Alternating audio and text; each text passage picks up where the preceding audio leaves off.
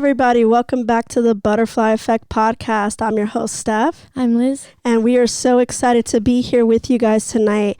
We have something so special for you guys tonight. If you have heard our last episodes, we talked about just the different topics that we have coming up for you guys. And tonight we are going to be touching on a topic that was actually one of our most requested topics in 2019 and coming into 2020.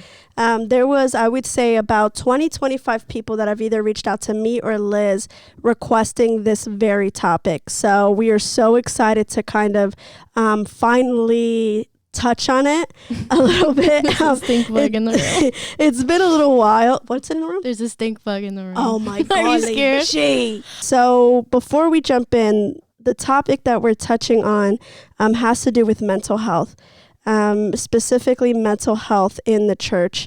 And I know a lot of times, especially dealing with charismatic circles, there is a lack of knowledge when it comes to mental health in the church. And tonight we kind of wanted to educate not only ourselves, but everyone else out there when it comes to this topic. Me and Liz were kind of talking about how are we going to even go about this? How are we going to touch on this topic? How are we going to bring facts? Do we talk to a pastor? What do we even do? And we couldn't really figure it out until we met our guest for today, Gilbert. You guys have heard me mention Gilbert a few times on the podcast. He's our brother from Kenya. And we are so excited and honored to have him here with us. And he is this is like what he does. He talks about mental health. He brings awareness on mental health, not only in the church, but all over, right, Gilbert? Yes. Schools, foundations, different things like that. So Gilbert is going to give just a little bit of background about who he is, how he even started on mental health, and just educate us on mental health in the church. So Gilbert, welcome to the Butterfly Effect podcast. Thank you very much. Thank you so much for being here. Thank you. Thank you very much for having me. So like Steph and Liz said, my name is Gilbert. I was born and raised in Kenya, and I've been in America now. We're almost 8 years in America, and we thank God for that, because it's not easy for people from Africa to get into America. Sure. But the good Lord has opened doors for me and my family, and we got a chance to come to America, the land of opportunities, and work on whatever the good Lord has set in our paths.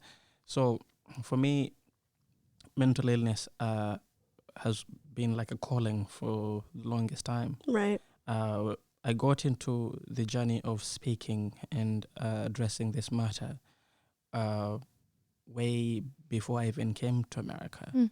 So when I was in Kenya, when I went to school, I went to boarding school in Kenya, and bullying was one of the biggest thing, which is still the biggest thing to why a lot of young people lose their lives in the schools in Kenya. Wow. And it's not only the schools in Kenya, because bullying is the reason to why a lot of kids in America are losing their lives, because nobody likes to be made to feel different. Right. And when people call out insecurities and then they put them out there for everybody to see, then that's what happens and pushes some of our population into taking their lives.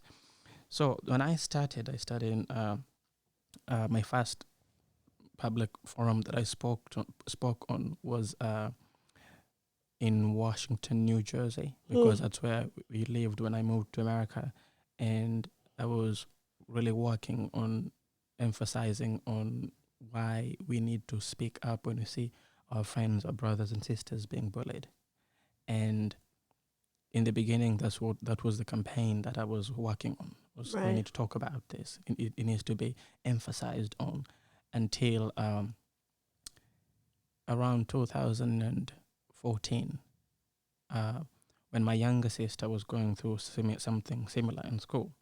And I remember one time I came home and she had written something. It was like a piece of paper, like almost like a letter or something in that sense. And the lines that I got in, the writing was like, "Oh, I've had enough. I'm tired, and I can't do this anymore." Wow. So those words really hit, like they got to me in a very different way. And I remember I even showed my dad the writing, and my dad just read and didn't get to see behind the writing. Right. And when I showed it to him, and the response I got from him is not what I was expecting, and I was like, oh, maybe he doesn't understand because I've gone through this, so I know this type of talk. That's when I started actually looking into suicide. Then I got more interested into knowing the number of young people in my community who are going through depression, anxiety. Young people were being bullied,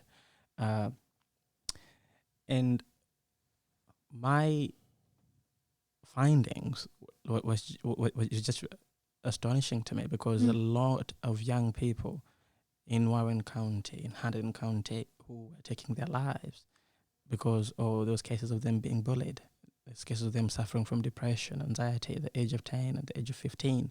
Wow. And I always asked myself, was like, what is so difficult that could make a 10-year-old take their life? Like, what could you, at the age of 10, have experienced in the 10 years that you've only had in this world that would make you take a step and say that, oh, I've had enough, I'm done, I'm out.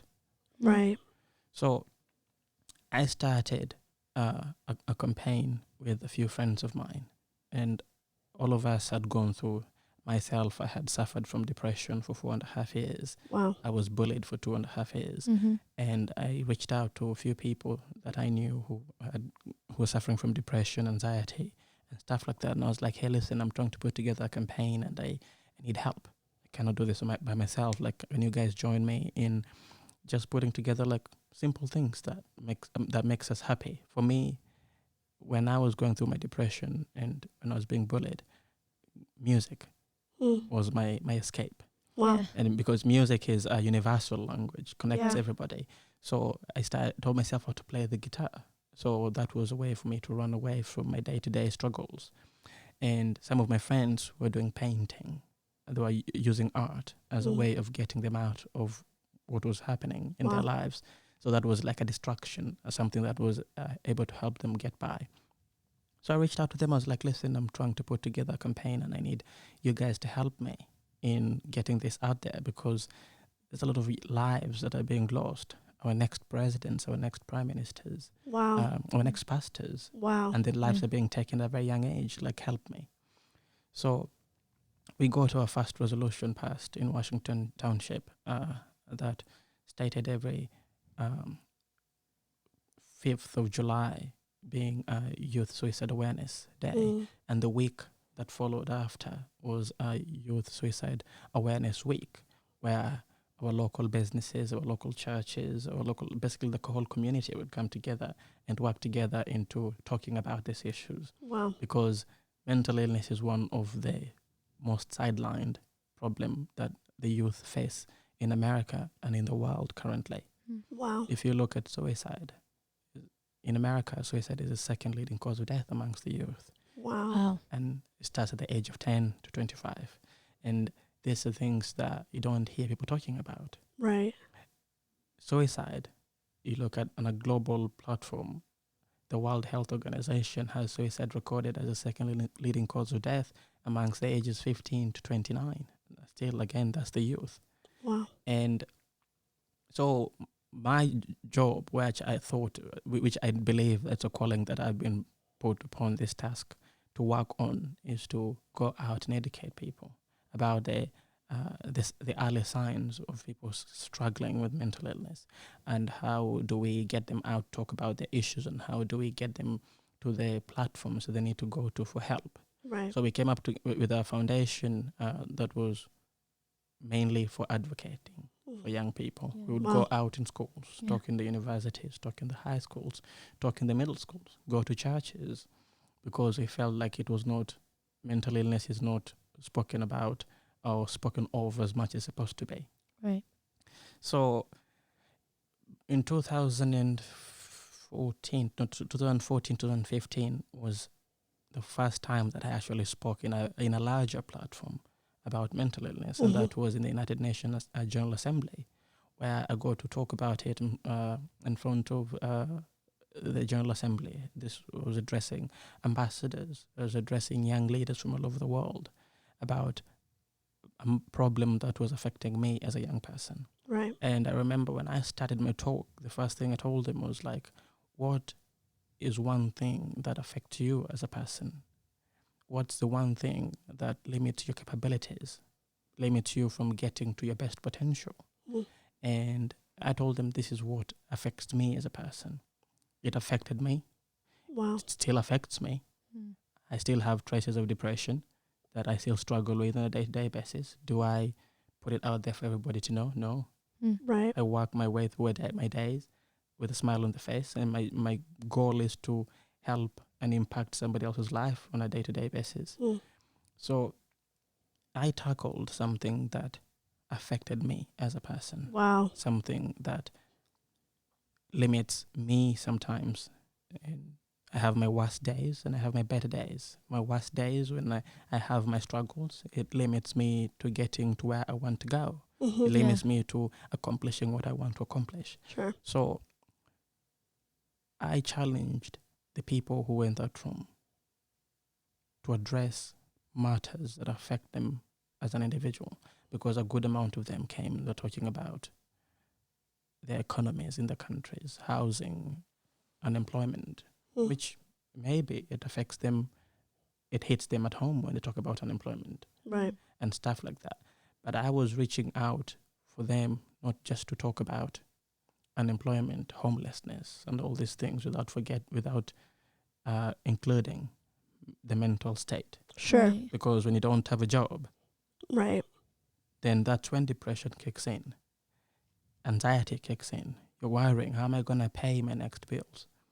So people tend to forget how to care Mm. for our mental state and our Wow. mental health. Right. When we are faced with challenges, we forget Yeah. that we need to work on these things. Right. And society has made it so difficult for people who are struggling to talk about their issues. Right. Because in most cases, when you say a child has taken their life, most of the time, the people who found the person or the people who know the person will not have it spoken out as this person took their life. Mm. Because there's that sense of embarrassment. Right. There's that sense of disappointment. Oh, I didn't do enough as a parent. Didn't do Right. enough as a spouse. That's why this happened. Right. Right. But we forget that we are all humans. Mm. We all have struggles, and some of us get bested by our own struggles, and some of us find ways of getting out of it and coming out on the other end triumph.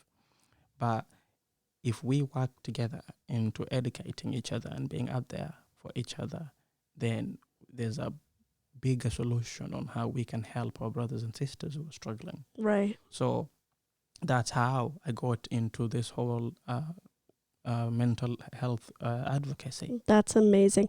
You said something that I thought was so important. You said when you were talking about the children, 10, the statistics when they're as young as 10 years old, and you said these are our future pastors, our future presidents, our future just leaders of the world, and it's so important to reach out to them. They're being taken away by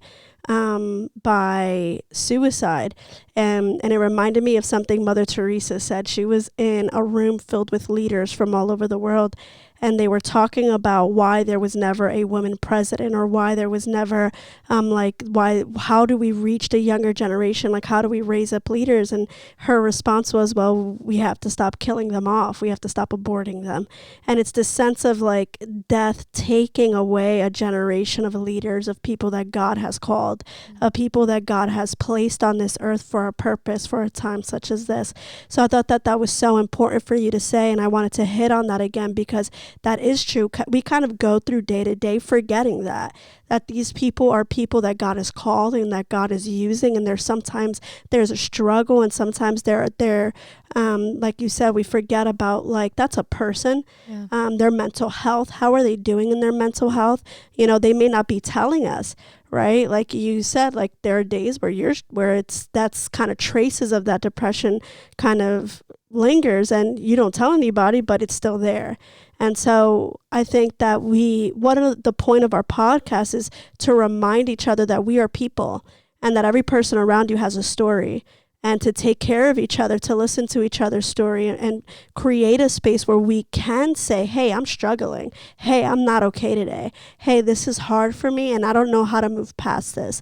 And learning to depend on each other on our weak days, and be strong for each other and when the other person's weak. So I thought that was amazing. You hitting on that point. Yeah. I thought that was so important for us to learn, Yeah. right?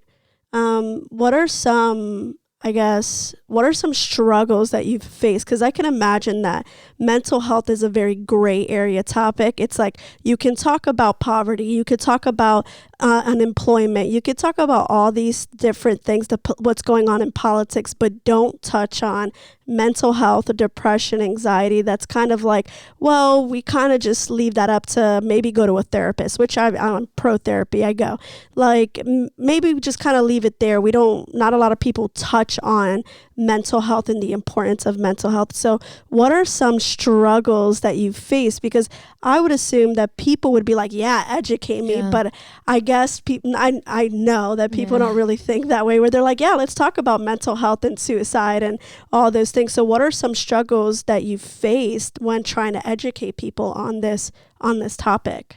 The first time when I started talking about it was in, like I said, in Washington. Mm-hmm.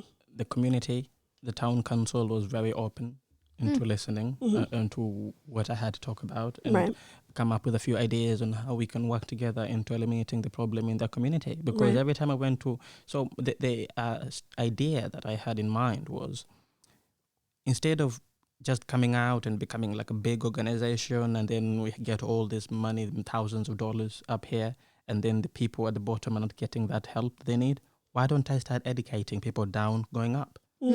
Because there's a lot of organizations in America today that deal with depression. Right. They deal with anxiety, or suicide organizations. We have CDC has a part of the program which is to deal with suicide. Right. But how many people get help from the CDC program? Right. Very few. Right. So I came up with an idea. Why don't we start our way from the bottom going up?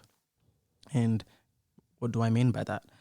We started going to townships, because in Warren County we have, I believe, 21 different municipalities, and we started going from one township at a time. And if we are able to hit a township and have a good amount of township, it's easier for us to pass our agenda up to a state level or a county level, where now we're reaching out to a congressman, congresswomen, or assemblymen.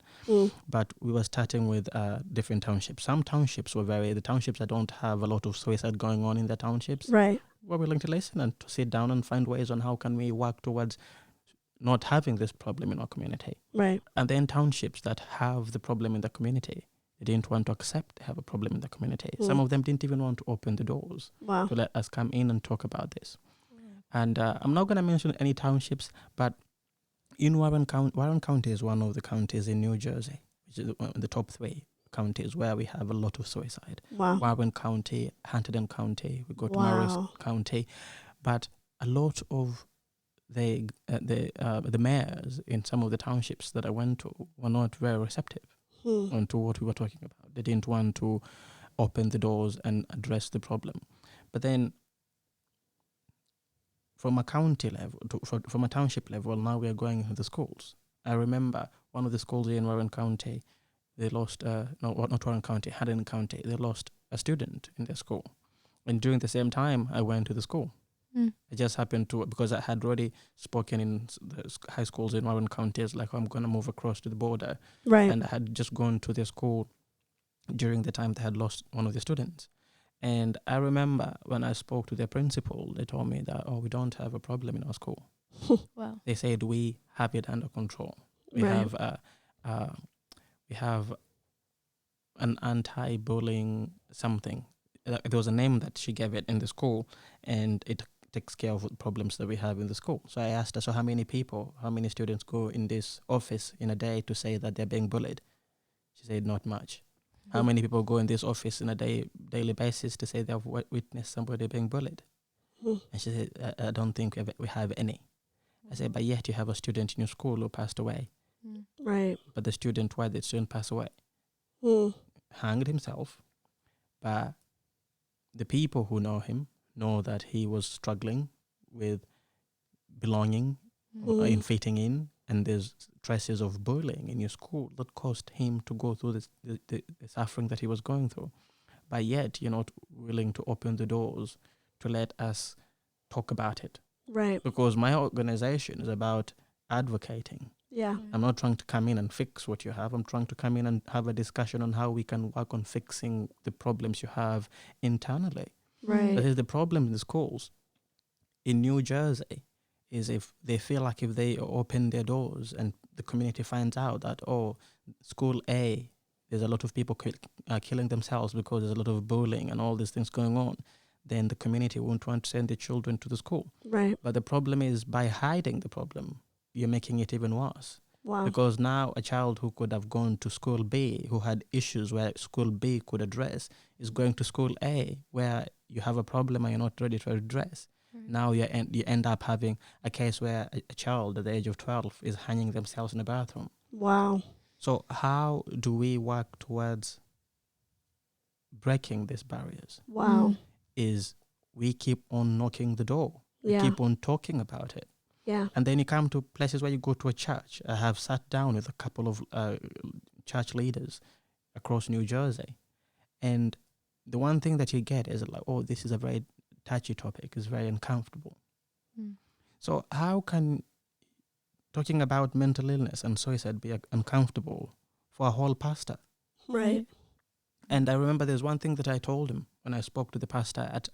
I told the pastor, I say, for the people who are religious, people who know God, when a child is born, the pastor blesses the child. The child goes through a baptism and confirmation to learn and understand what a true Christian, the path a true Christian is supposed to follow. When this child gets to a maturity level where they're getting married, goes back to church, the pastor blesses the marriage. When this same person is having issues at home with their wives, the pastor is always brought in to talk to both parties, because that's what in the Christian community we believe, that when you go to speak to a pastor, the pastor is almost like a mediator between God and man. Right. But then the same person ends up dying. The pastor does the send-off, prays for the body, for the spirit to go to heaven and for the body to go back to the land, to the ground where it came from. But then when it comes to a matter that is really affecting us as a population, it's uncomfortable to talk about. Now, I'm uncomfortable to talk about this with you. Why won't it be uncomfortable to talk to a man and a wife when they're fighting in their home? Right. So I feel like mental illness and mental health is neglected with a lot of people. Yeah. And it is our responsibility to keep on pushing for the conversation. Right. There's a big stigma around mental illness. Right. In the community, look at an example when somebody has taken their life. The family gets hit by two fronts, a religious front and the public. The religious front is like, oh, if you brought your child to church, Right. or if your family knew God, we won't be here today.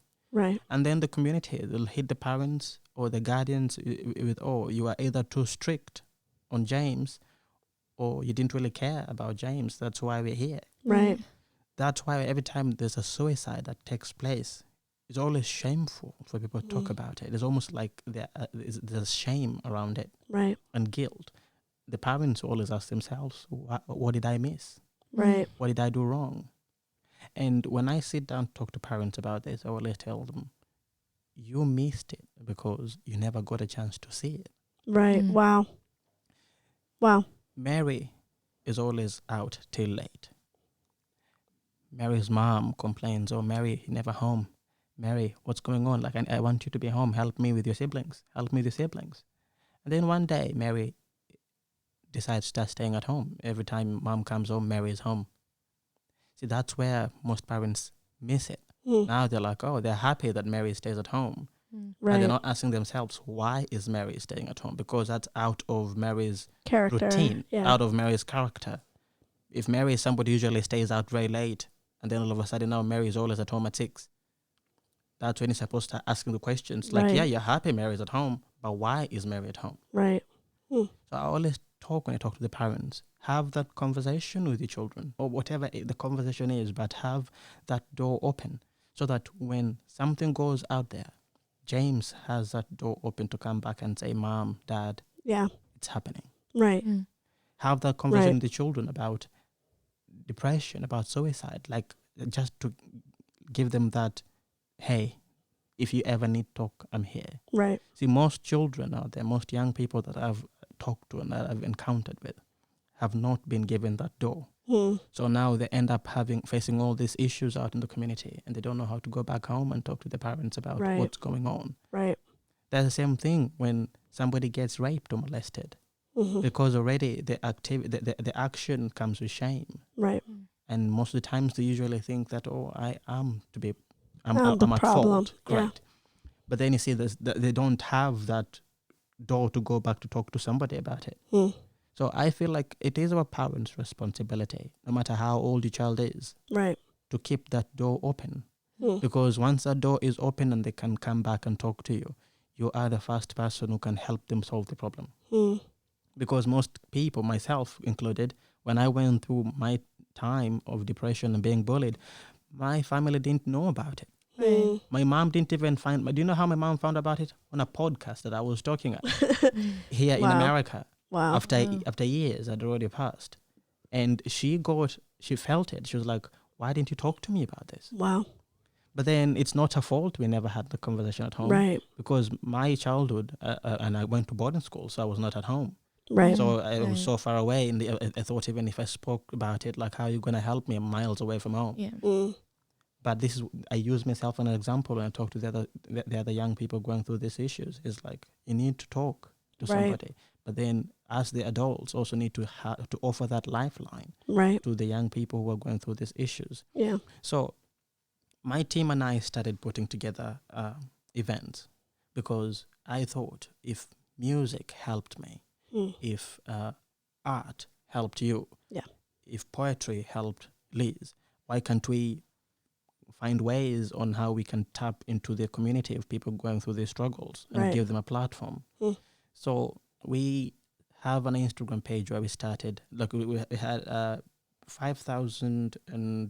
5,600 followers, Wow. and a good amount of them were people going through struggles in New York, New Jersey, California, from everywhere. Wow. We had so we would communicate through Instagram, and we would just talk. And so my team and I would go in and go through their profiles to see if there's something out of all the darkness that we can tap into. Wow. Because a good amount of people that I know that go through these issues, you'll find they have 2 Instagram pages or 2 Facebook pages. Yeah. They have one where they put the things that they want people to believe it's The happening. facade. Yeah, the facade is like, Yeah. oh, look at me, I'm in New York. Right. Oh, look at me, I'm at the club. Oh, Yeah, look at me, yeah. I'm doing this. And then there's that one Instagram page where they show their real struggle, where they post all the dark things that's Right. happening in Right. their life, like, oh, I don't want to live anymore and stuff like that. So a good amount of people who had those Instagram pages, you'll find that they follow our Instagram page. Yeah. But then if you dig deep, you'll find another link to their Instagram page that has all this Wow. this brightness, and then there's one that has all the dark stuff. Wow. So we had access to look into their Instagram, the one that shows the struggle. And within their struggle, we would look for one thing that is bright, one Right. thing that shows hope. Right. And we would emphasize on that. So we would go through all their Instagram pages, and then a good amount of them, we found that they are very good in art. They use art to communicate. So what we started doing, I went around, looking for a ballroom. So I found a ballroom, and I started reaching out to the people in our social platform, and I was like, hey, I have a ballroom. Bring 2 pieces of artwork. One that shows your past with the journey to where you are at the moment. Wow. And let's see, show people what you go through, communicate, use the tools that you use to communicate. Wow. So I went to the radio stations in New Jersey. I was reaching out to people. I'm putting together an art exhibition. Phenomenal artists are coming out, come and support. The first one that I put together, I only had 12 people who were brave enough to come out and put their artwork. Mm-hmm. And we hung their artwork. I had already promised these young people, I was like, there's going to be a lot of people to come out and support you. But I was going by faith. Right. I didn't know anybody is going to come, or if anybody is going to come at all. Wow. But I was talking to them, telling them people are going to come and look at your work because your work is important, just like everybody else's. At the same time, I'm out there like talking in the radios, Right. putting flyers all over the place. Come and support these young people. Wow. The day came, my 12 young people brought their beautiful artwork. I had the Stangle factory in Flemington. Mm-hmm. Oh yeah. I used that hall. So we had 12 young people, 24 pieces of artwork, had them hanging on the wall. Sat there an hour, nobody came. And it's like, oh my God, I had promised these young people that people are going to come, because already these are people struggling. Right. And I've told them, I've given them hope Right. that people are going to come to support you. And then nobody shows. So I was like sitting there and I was like praying. It's like I opened the doors. Yeah. We sat there the second hour, a few people started coming.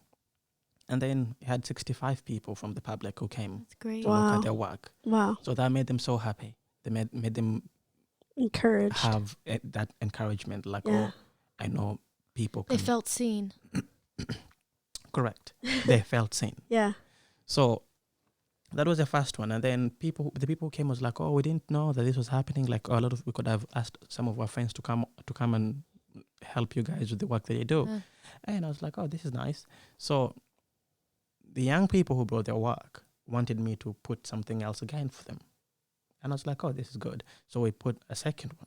Wow. And the second one, so I see the 12 people that I had, the youngest I think was 17 and the oldest was 24. I put another one together. The one that I put together again, I think we had 17 people. Now the number had grown a little bit.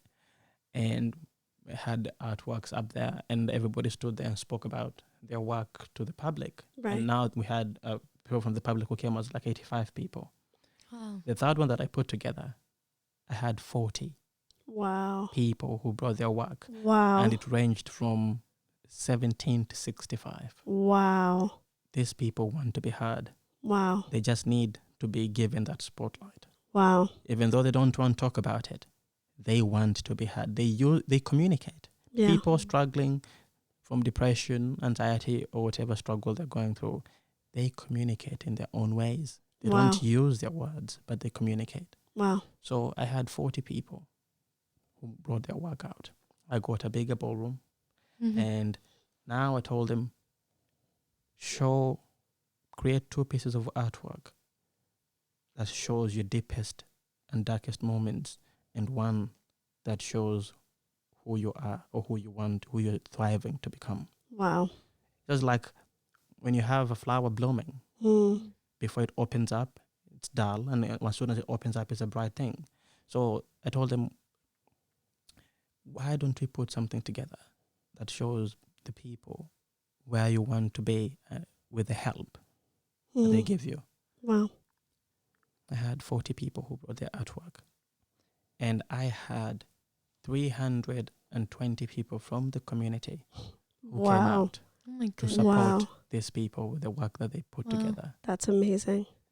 So I believe that the stigma is only a stigma when nobody is willing to address the problem. Wow. But if we keep on knocking down the doors, keep on breaking the barriers, or keep on praying for more people to come out and talk about their struggles and to share their stories, we are able to work towards whatever issue we are facing. And you, being a pastor, Stephanie, is something that I would encourage you to do, to talk about it in the church. Yeah. Talk about it with the young people that you know. When you sit with other pastors or when you sit with other religious leaders, challenge them. Yeah. They might not want to talk about it because maybe they have their own struggles themselves. Right. That's why they're having a difficulty to talk about it. Yeah, that's true. But It's a good perspective. correct. The church is the biggest platform to reach and tap into the people that we're trying to tap into. Wow. Yeah. Because there's 2 types of people out here in the world. People, when they're hit with a hard time, they fall back to the church. Right. And people who, when they're hit with the hard times, they fall out of the church. So the people who fall back to the church are the people that we need to reach, Yeah. because that's where they come to ask Right. for that guidance. Yeah. So I feel like if we can work together towards educating our leaders, our spiritual leaders, talk about these issues in the church and talk to our youth ministers on Yeah, how that's to reach huge. out Yeah. to these young people, Yeah. we are able to save these young people. Yeah. You hit on a topic that I wanted to kind of, I wanted to kind of direct the conversation that way. I was talking to somebody this week actually, and she said something to me where she's a youth leader, and she said to me, Steph, I feel like at church, she's a pastor, and she said, I can't really show people that I'm struggling, and it was with depression, and she said, I can't tell anybody. I'm afraid to show people because there's this almost this stigma or this pressure that if you know Jesus, then you shouldn't struggle with anything. That if you know Jesus, then you have no reason to struggle with depression or anxiety or anything that's negative. And if you do, then you're not praying hard enough, then you're not seeking God hard enough, or that there's maybe a spirit attached to you. And what she shared with me was, I need a place where I can go, where I'm not judged for feeling like I am not okay or I don't have it together all the time, but I know I can't find it in the church. And it broke my heart because I was saying, if only as a church we created a safe place, not only for the broken, but for our leaders, right? Because what I've noticed is that leaders struggle with it and they're afraid to tell their congregation, hey, I'm human and I don't have it all together. And so I wanted to see, like, what is your perspective or what is your advice for leaders who are struggling with depression or anxiety or have that pressure of, I can't show anyone that I'm not okay. What is your advice for them when it comes to that specific, I guess, struggle that pastors may have or that other leaders who are in church have? Struggle is struggle. It can be mental illness, can be any type of struggle, any form of struggle. This is the one thing that I love, which I saw when Pope Francis took over the papacy. Mm-hmm. The first thing that he said to the congregation was, pray for me.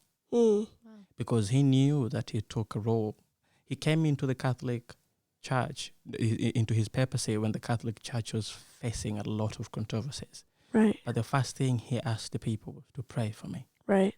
I don't think that anybody at any form of leadership should be scared for having a struggle or with whatever the struggle is. Right. Because as a pastor, you are the shepherd. Mm-hmm.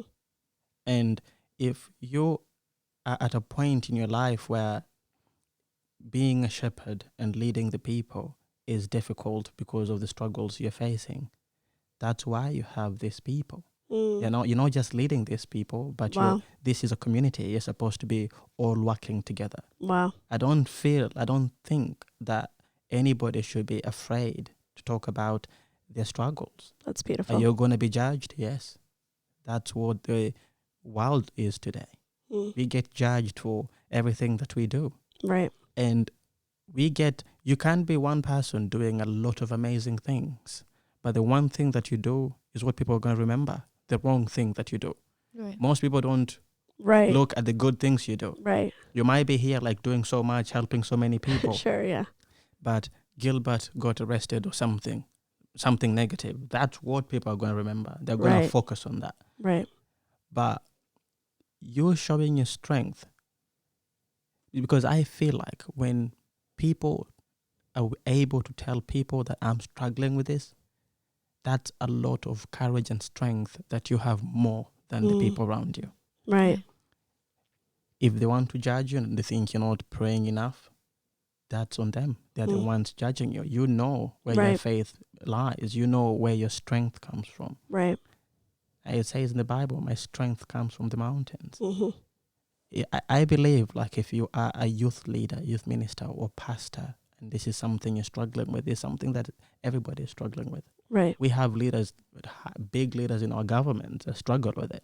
Are they Right. gonna come on the TV and say like, "Oh, I was diagnosed with depression"? Sure. No. No, they're Yeah. not. But I feel like somebody in a leadership role in a church Mm. shouldn't be scared to talk about it. Mhm. If they're able, especially your friend, if she was able to talk to you about it, Right. that means that she wants somebody to hear, Right. because that's a step she took to tell you that, oh, I'm going, this is happening. Right. So I don't think that should be something that people are scared to talk about. Mental health is something very important, and we can help each other Yeah. when we talk. Because say when you're having a hard time, or like you had a tough day at work, you come home, you talk to Liz about it. Like Yeah. you came home very frustrated, Right. but you always want to talk to somebody. Right. We're always here to talk to each other. Right. See, and this is the one thing that I usually try to remind people, because a good amount of us human beings, we forget Mhm. that we were put in this world to support each other and to help each other. Yeah. Right. And I always use a puzzle as an example to a lot of people when I talk to them. I always tell them, we are pieces of a puzzle, and each piece is designed to fit Mm. the space that is Yeah. left there. If we scramble all the pieces together and then try to put a piece that doesn't belong in a space that doesn't belong, it's not going to fit. Right. So I am here as a brother to you, Mhm. for you to always feel that you can talk to me. Right. And I know that I have the both of you as my sisters. If I ever have an issue Yeah. that I want to talk about, I shouldn't be ashamed to talk about it. Right. Being in a spiritual form of leadership, you talk to man at the same time you talk to God. You address your Mhm. problems to God, because man can only listen to your problems, but God is a person who solves your problems. Right. But then we're talking to somebody, because say, when we talk to God, most of the times we go to God to talk about our frustrations. Mm. We talk about all these things, but we don't hear an actual voice coming back saying, Gilbert, it's going to be all right. Sure. But Yeah. then when we talk to a man, tell Stephanie, I had a terrible day today, like so much is going on. And you'll say, Gilbert, let's get down and pray. Your voice coming back to me is a response that I needed to hear. Right. And that's what I say, like people in leadership roles within the church, they need to talk if Yeah. they have this struggle. Right. Because the more you're keeping quiet, the more you're scared, like, oh, people are not going to look at me the same way. Right. That's you binding yourself. Mm. But if you are able to talk about this problem with somebody who you think can listen to you, at the Mhm. same time you're getting on your knees and praying to be given that illumination, to be given that clear path, Mm. I think it's a beautiful thing. And I believe anybody who talks about their struggles proves that they are more courageous than the next person sitting next to them. Wow. Because once you're able to admit that you're struggling with something and you're reaching out to be helped, that's courage Yeah. that a lot of people don't have. Yeah. Mm. That's huge. Yeah, that's big. Did you want to say anything? No, I'm just taking Just it listening, all in. yeah. I love to Yeah, listen no. to Gilbert. Yeah. I love to learn from you. Yeah. No, that's huge. I think that this is something that's such a beautiful thing to be educated on. And I wish this is my prayer for this podcast specifically, is that pastors from all over will give it a listen and be educated on this topic, that leaders from everywhere will listen and be educated on this topic, parents, teenagers, kids, even if you're not, if you're a young adult, no, it doesn't matter where your walk of life is. We've always said this on our podcast, is that we love you and we hear you. Yeah. And if you ever need to talk to any of us, we've said it, leave a Yeah. comment, message us. We're here to pray with you. We want to create a community where people can be vulnerable and authentic and not feel any shame for it, where they can be themselves, right? And so that was the point of the whole Butterfly Effect podcast, that if we change, it's a little something small, it'll create a bigger effect later on in your life. So if we can educate people on whether it's mental health or whether it's leaders on how to address mental health, especially in the church. A lot of Christians have been hurt by the church because pastors don't know how to address in a correct way mental health issues or just mental health in general. And so I think that if we can educate ourselves, if we can ask questions, if we can kind of be students to people who have done this like Gilbert, if we can learn from what he's sharing with us today, then it will go a long way in people's lives and people's hearts. Yeah. I think it's important to listen. I think it's important to hear one another, to see one another, and give each other that, like you said, that spotlight where they can kind of share what's going on in their lives. I think it's so important. Is there any advice that you want to give just people who are struggling? I mean, you've given so much, Yeah. but like any advice people who are struggling, whether they're leaders. I know you said talk about it.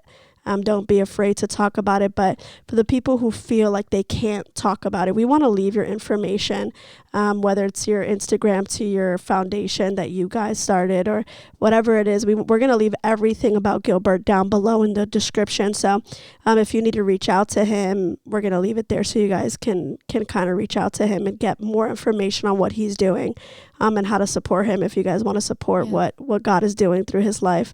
But is there any advice that you can give just like the people on just mental health and where they can go to educate themselves more on this topic? Is it first before we even go to that? Because I remember the last time when we were having dinner, we were talking about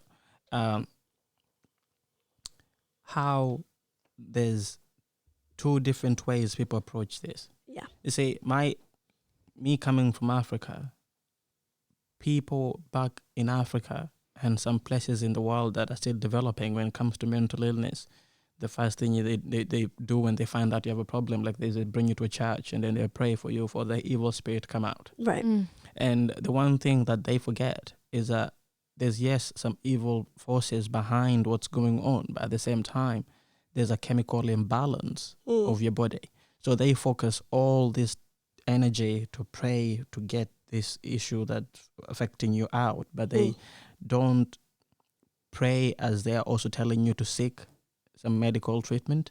Because I believe if God made man to become whatever man has become today, we should be able to use some of the tools that God has put at our disposal to help ourselves. If man is able to go to the moon today, that's God's knowledge. Man didn't just come out of nowhere with knowledge. There were that knowledge is installed in their lives to be able to go to this extent of knowledge. That's good. So if we think that there's an evil bond that is causing us to have the issues that we have, because it's some of the things people usually think like, oh, I'm bound.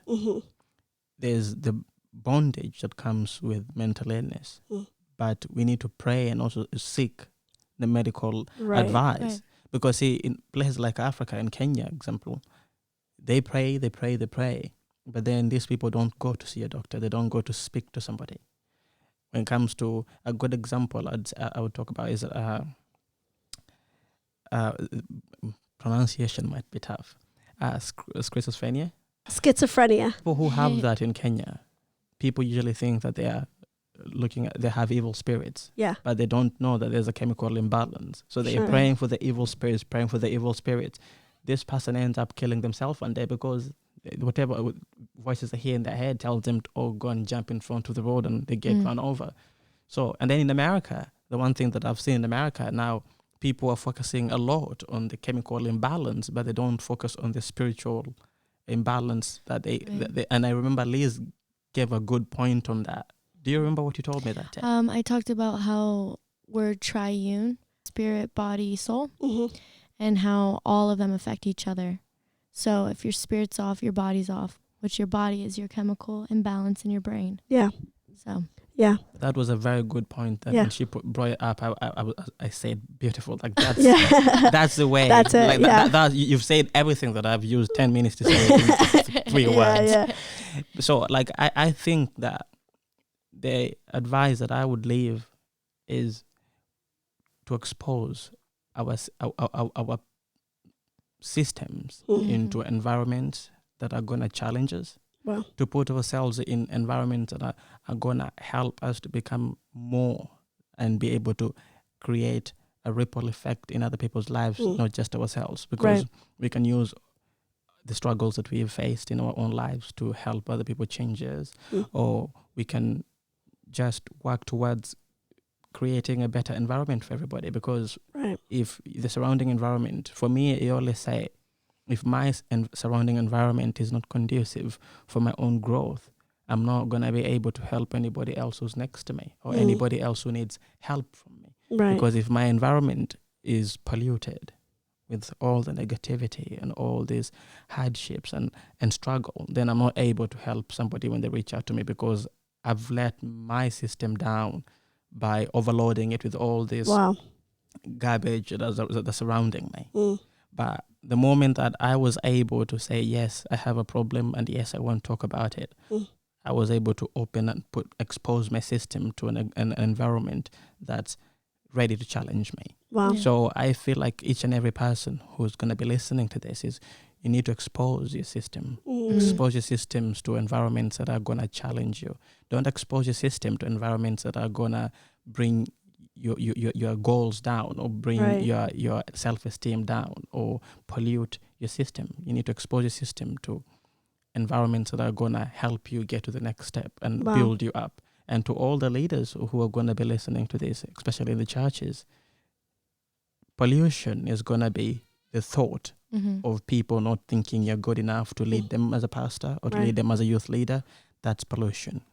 Exposing your system to allowing people share your struggle with you, allowing people to pray about your struggle with you, that's exposing your system to be able to become better. Because again, if you have your surrounding environment nice, clean and healthy, you will be able to minister even better. You'll be able to expose your struggles to the people in the church who are going through the same struggles, will be able to relate with you, knowing that you are also struggling. People just need to be able to relate. They're always willing to talk to somebody who can relate to their struggle. And I always say, churches have the biggest congregation where people need, a good amount of people who go to church are people who have struggles. And they fall back to church because they need help. So if a leader can be able to stand in front of his congregation and speak and choose a topic for the day to be depression, and say that I'm struggling with depression myself, or I'm struggling from anxiety myself, that message will resonate with a lot of people, because a good amount of the people coming to church also have the same problem. Because, being that I have a problem and I'm the president of my foundation and I'm not able to speak about my problem, makes my job even more difficult. Because now there's all this pressure that's coming towards me, and I'm not able to tell my team members and my colleagues that I'm struggling. So how effective am I going to be, or how of a good leader am I going to be if I'm not able to give that information and talk about it? So I believe that praying about your struggles and sharing your struggles with your congregation, you're giving them that door. You're opening that door of communication, because now they're going to be comfortable to come and talk to you, knowing that, oh, Pastor Stephanie is going through the same struggles as I am. I'm able to talk to Pastor Stephanie, and then you sit out together and you pray about it. That's huge. I just think that's the way it's supposed to be. Not that's huge. With every person out there, every leader. We are all built. We were all created to share and talk to the people around us. You said something that I thought was so important. This is something that we've felt ever since we left 2 years ago, was the importance of community. And you said, we are a community. You know, I feel like nowadays in church, what I've seen and when I've spoken to other leaders or even people of a congregation, is this reality that it's us against them, this divide, that leaders are here, congregation is here, and they don't intermix. But the idea is that the church is supposed to be a place of community, a place where we can go and relate and talk, be vulnerable and authentic, and share each other's stories and encourage each other. I think that reality gets lost in programs of churches or agendas or hierarchy in the church.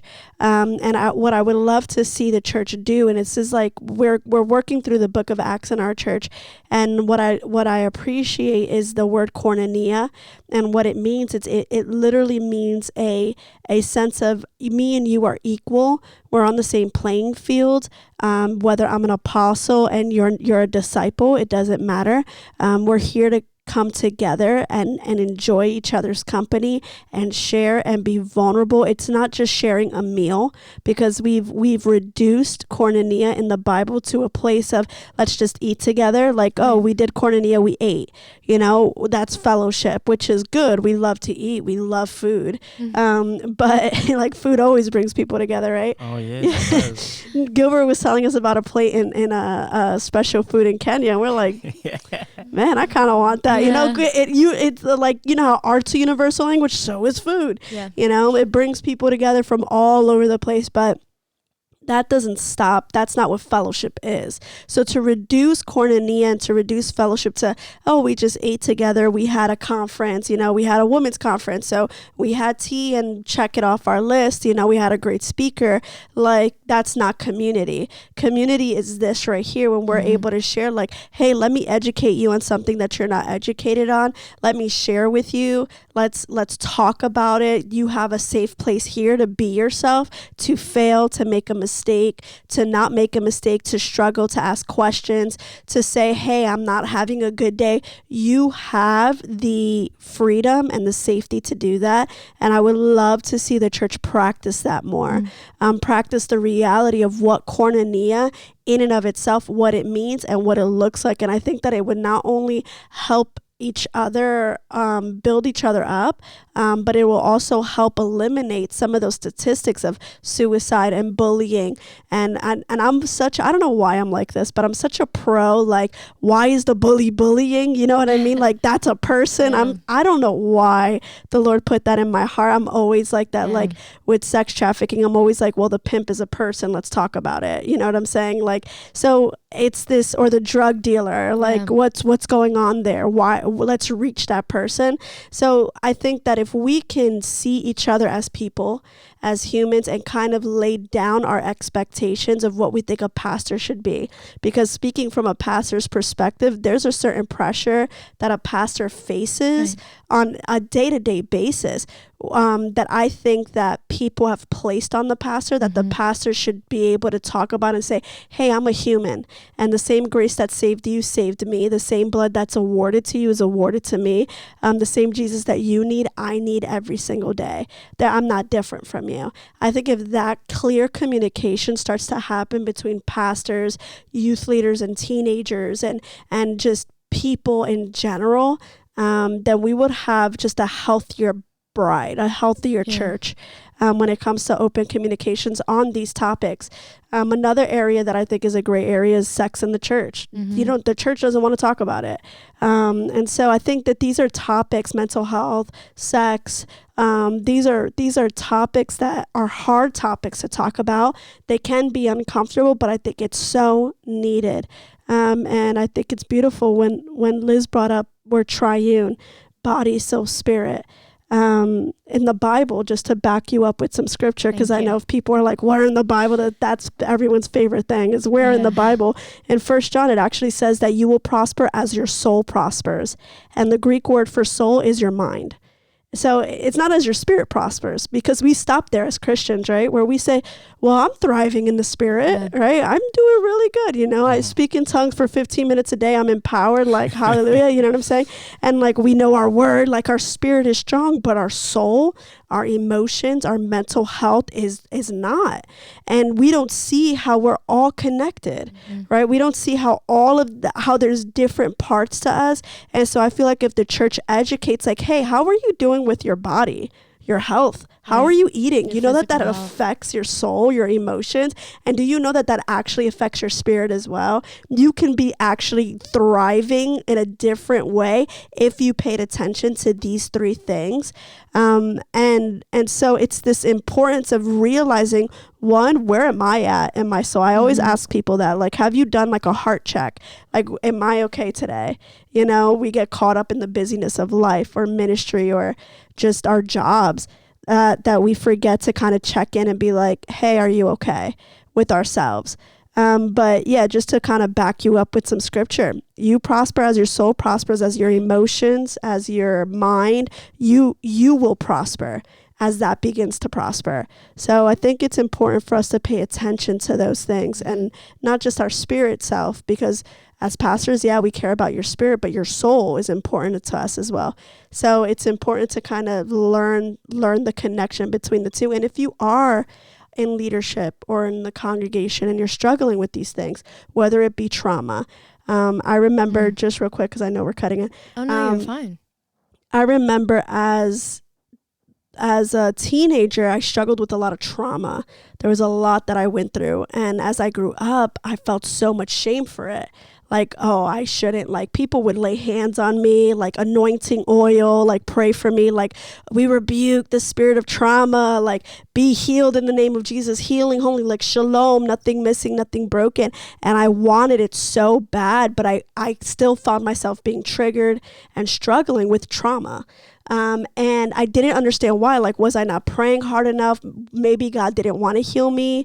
There was these questions that I had, and it wasn't until I actually like stepped out, and I did it in secret because therapy at the time was so frowned down upon. But it wasn't until I actually sought help that I was healed from the trauma that I was trying to be healed from by the laying on of hands. Right. So it wasn't the laying on of hands that I got healed from. It was actually sitting with someone and working through those issues and finding out, why was I being triggered? How do I move past my triggers? How do I actually heal from these traumas? How do I see it as not a negative thing, but a thing that God brought me through? And so if that's you, if you have triggers or traumas, talk to someone. Therapy, counseling is a beautiful thing. It's not just the laying on of hands, and I'm pro that. Anyone who knows me knows I'm pro praying. I love to pray for people, but at the same time, let's seek help from professionals. Like you said, like if God placed these people and gave us the knowledge to work through these things, let's pull from those resources. Yeah, I'd like to add to that. I have like a testimony that I like to share when it comes to medication. Yeah.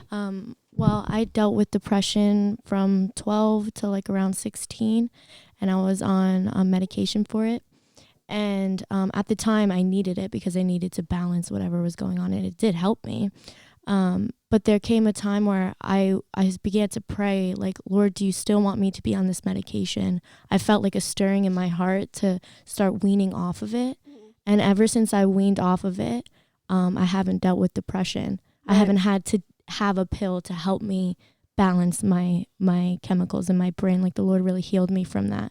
So I think like be really prayerful when it comes to getting medication. And even if you are on medication, obviously talk to your doctor, because I did talk to my doctor Sure. because they know best. But just be prayerful about maybe like even weaning yourself off of the medication, because the Lord can heal. And I can say that because he did that for me. Right. And I don't deal with depression anymore. Right. So yeah.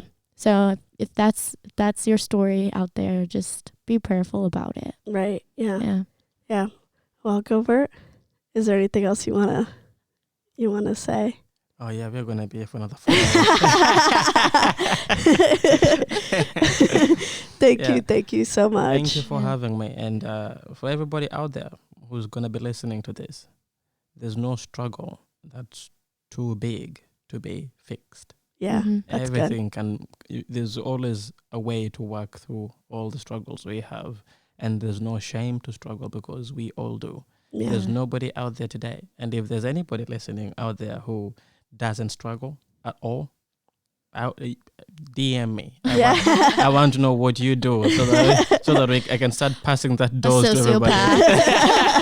That's probably a sociopath. Yeah, because we all struggle, and there's no shame. There's no shame at all. Like, see, your strength will come from your struggle. When you're able to talk about it and you're able to share with other people what your struggle is, I believe that's the most powerful thing out there. Nobody can take it away from you. Yeah, that's beautiful. You being able to talk about your struggle, and you being able to find ways to overcome your struggle with others. Beautiful. That's the way. And that's, people ask me, why? How comes you're always so happy and you're always smiling?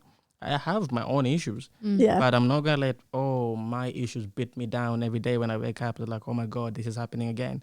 No, if we try living on the positive side, it's easier for us to work through our struggles as we share with others. So again, to all the leaders, don't have any shame to talk about your struggles. Right. Because everybody in a leadership role out here, we all have our own struggles. Yeah. And being ashamed and scared of our struggles is our own weakness. Yeah. Wow. That's how I look at it. And I on a daily basis, when I go on my daily activities, I can't be ashamed of my struggles. Right. I can't be ashamed of the issues that I have. I can't. That's beautiful. That's great. Yeah. So I hope this really encouraged you guys. I hope that this this blesses you like it blessed us. It was such a beautiful topic, and we're so grateful and honored Thank you. to be here with Gilbert. So thank you so much for being on. We're so excited. His sister Helen's here, so shout out Helen. Shout out Helen for sitting here. Yeah, we love her. So Thank you, patient. Helen. with the banana, the apple, and the grape. So thank you guys so much for listening. We'll link all of Gilbert's stuff. Yeah, if you want to hear more about Gilbert's story, and if you want to hear more of his organization, we're going to get all of that. We're going to link it all below for you guys. Thank you guys so much. If you have any questions for us, or if you just want to talk, again, feel free to reach out to us. We love you guys. We're here to listen. We're here to talk with you guys. We're glad for the people that have reached out to us and that are really encouraged by the podcast. We love you guys. We stand with you. You're not alone. You have us with you always. And we'll see you guys next week. We love you guys.